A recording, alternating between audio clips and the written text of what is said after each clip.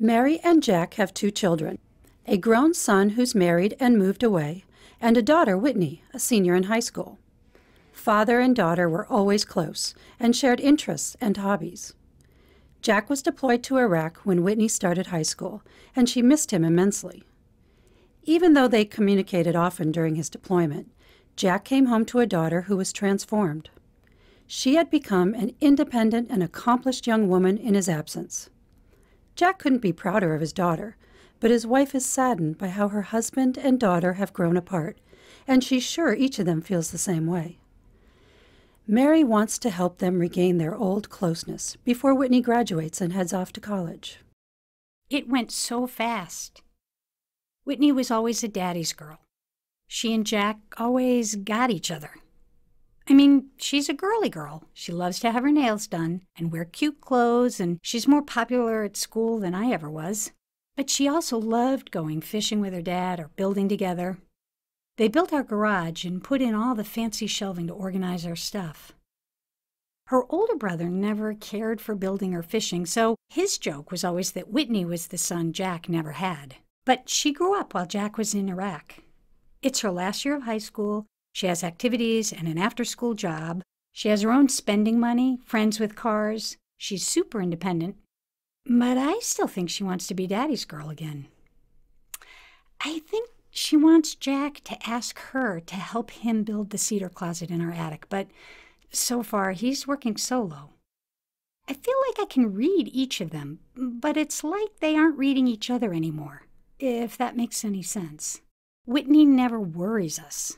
She's a sensible kid, does her schoolwork, even when she has a teacher or a subject she doesn't like. She's a no-drama person, does what needs to get done, period. She gets annoyed with her friends when they fuss about small stuff. I think our family's experience with Jack's military service and being deployed has taught our kids about hard work, commitment, and sacrifice. All four of us know how to get a job done without a lot of fuss. We've got our priorities right. Whitney's a great soccer player, too. Good enough that colleges are interested in her. Jack was a varsity player in high school himself, and he was always so proud that Whitney was an athlete. He used to go to all her games. He coached the first team she ever played on, but since Iraq, he hardly ever comes to watch her play. You can tell he's interested. He wants to hear about the games, but he's uncomfortable with all the noise and the shouting. The boys and girls teams play back-to-back, so there's a lot of ruckus, and Whitney's usually in the middle of it. Star player for the girls' team and a big fan for the boys. If Jack comes at all, he stays off to the side and way at the back. When he's had enough, he goes back to the car and waits there or just drives home. This is a big change from before Iraq, but neither of them talks about it. Whitney doesn't complain or ask questions about it either, but recently I was telling my sister about how proud Jack is of her, and Whitney's eyes filled up with tears and she walked away. I tried to ask about the tears later, but she didn't want to talk about it. I wish I knew how to turn back time for the two of them. Does some of the story Mary is telling sound familiar? So often when a parent is deployed and many months go by, that parent returns home to find an older child who seems so different. Some children complain that their parent doesn't get how much older they are and how things have changed. Deployment has an impact on the parent too. It can be hard for both parent and child to readjust. If Mary came to see me, I would first want to understand what she's most worried about herself. I think Mary's worried about the disconnect she observes in the relationship between Whitney and her father. She feels like she reads each of them, but they aren't reading each other. She wishes she could turn back time, but she knows she can't. This last year of high school is a special time, and Mary gets that it's going to go by quickly. She probably feels pressured to help them reconnect, and reconnect soon. Now, Whitney might have the same concerns as her mother, but usually a teenager has her own worries. She might be more worried about the changes she sees or senses in her father, or maybe something else that Mary doesn't even suspect. Whitney could be worried about her performance as a senior on her soccer team. Is she still checking the sidelines for a college scout, or is she worried about the cost of college if she doesn't get a college scholarship? Maybe she's coping with a friendship or a romance problem. Is she worried about how Mary will cope with an empty nest or with another deployment? I'd encourage Mary to spend some one-on-one time with Whitney. Maybe they could take a walk together, and Mary could ask Whitney, how are things going in general? And then about what she's noticed is different about her dad since he came home. And what's hardest for her, what's hardest for Whitney. Understanding and respecting Whitney's unique and separate experience is a really important first step. Mary thinks Whitney's sad about the loss of the special closeness she had with her father. But before we can come up with some ways to help, we really want to be sure we're on the right track. Mary will also want to check in with her husband. Jack may be trying to adjust to his daughter as a young lady, but he may also be working through reintegration challenges of his own. It's certainly common after months in theater to find it difficult to relax in noisy, chaotic settings and to avoid them, or to stand in the best position to see what's approaching, as he did at the soccer game.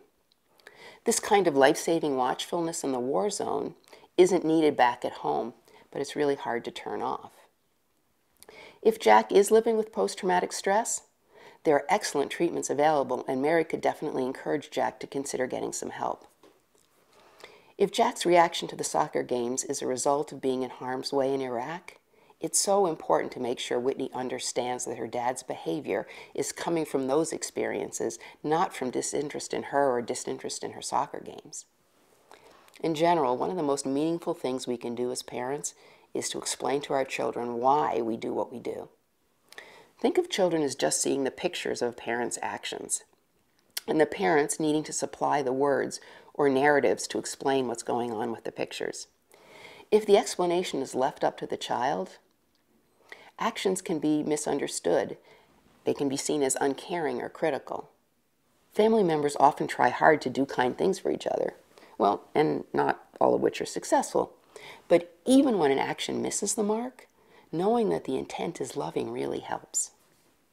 So Jack's occasional presence at Whitney's games may be a real effort and show how much he wishes he could comfortably watch his daughter play.